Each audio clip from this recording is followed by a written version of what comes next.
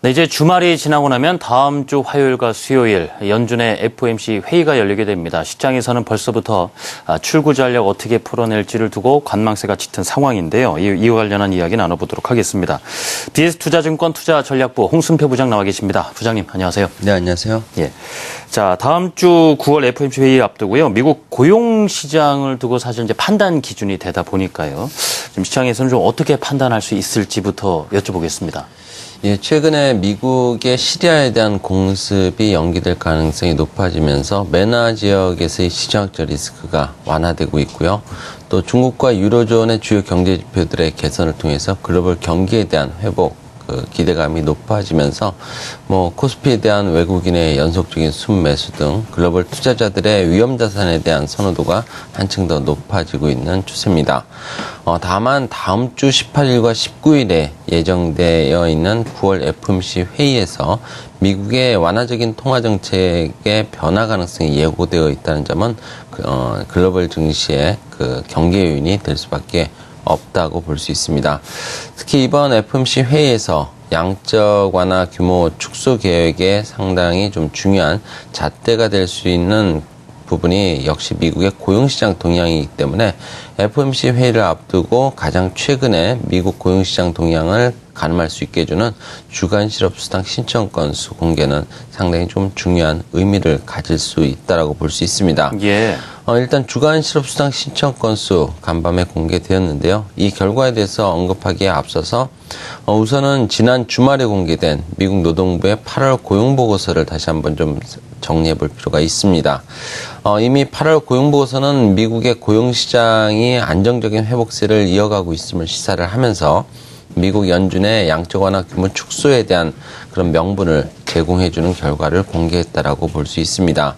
8월 비농업 부분 일자리가 올해 들어서 가장 작았던 전월보다 6만 5천 개 늘어난 16만 9천 개를 기록을 했고요.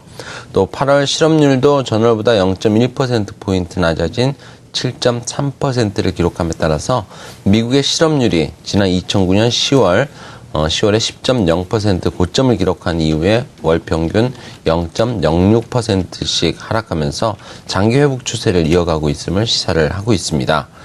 특히 8월 실업률 7.3%는 연준이 제시한 올해 미국의 실업률 전망치 하단에 부합하는 그런 결과라는 점에서 일단 다음 주에 예정되는 FOMC 회의가 완화적인 양적 완화 규모 축소에 대해서 계획해야 하는 상당히 좀 적절한 타이밍일 수 있음을 시사하는 결과라는 점도 인식을 할 필요가 있어 보입니다. 예. 이번 회의에 충분히 양적 완화 규모가 축소될 것이다라는 전망이 상당히 우세한 상황인데요. 자, 밤사이에 주간 실업수당 신청 건수가 발표가 됐습니다. 한 2개 주인가요? 전산상의 오류가 있었다는 얘기도 있었습니다만, 어떤 추세가 중요한 것이기 때문에 이런 이 주간 실업수당 신청 건수를 통해서 봤을 때 9월 FOMC 회의에서는 어떤 결정을 내릴 수 있을까라고 전망을 할 수 있겠습니까?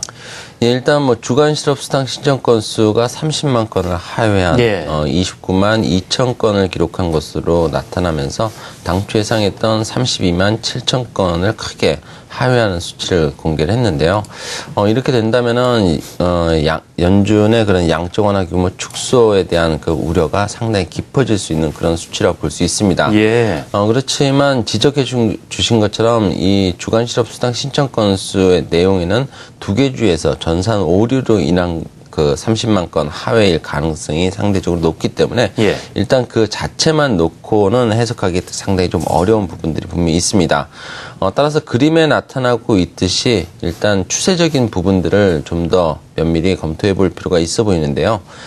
일단 비록 집계상 오류이기는 하지만 주간 실업수당 신청 건수가 역시 미국 고용시장이 추세적으로 안정을 회복하고 있다는 점은 크게 벗어나지 않은 결과였다고 볼 수 있습니다.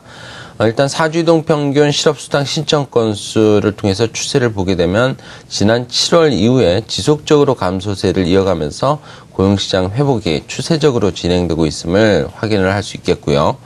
4주 이동 평균 실업수당 신청 건수의 이와 같은 그런 감소 흐름을 고려를 한다면 미국의 비농업 부분 일자리는 8월에 이어서 9월에도 완만하게 개선된 결과를 공개할 가능성이 높아지고 있다라고 해석을 해볼 수 있습니다.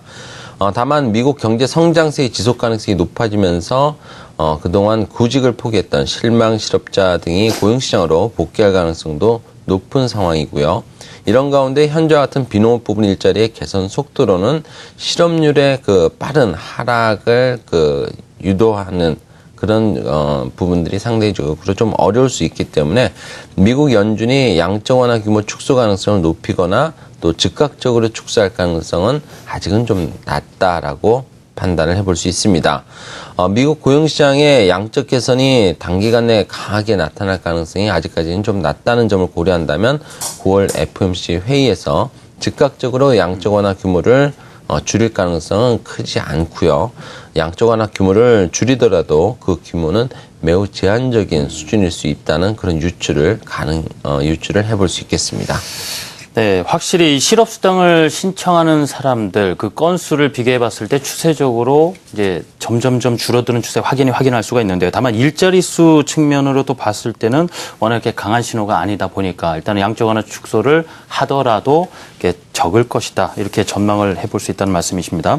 지금까지 BS투자증권 투자전략부 홍순표 부장과 말씀 나눠봤습니다. 부장님 잘 들었습니다. 네, 감사합니다.